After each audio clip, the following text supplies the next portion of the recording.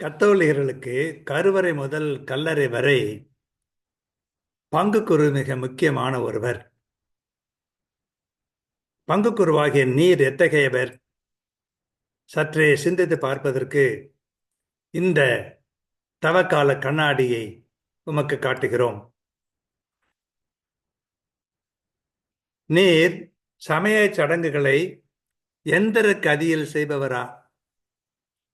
உம்முடைய திருப்பலி மக்களுக்கு இறை அனுபவம் தருகிறதா? உம்முடைய திருச்சடங்குகள் மக்களுக்கு பக்தி உணர்வை தருகின்றனவா? சிந்தித்து பாரும். அன்பிறைவா, நான் மனம் திரும்ப வேண்டும். மக்கள் மனம் மாற வேண்டும். அதன் மூலம் உலகில் தீமை மறைய வேண்டும், நன்மை நிறைய வேண்டும். ஆமென்.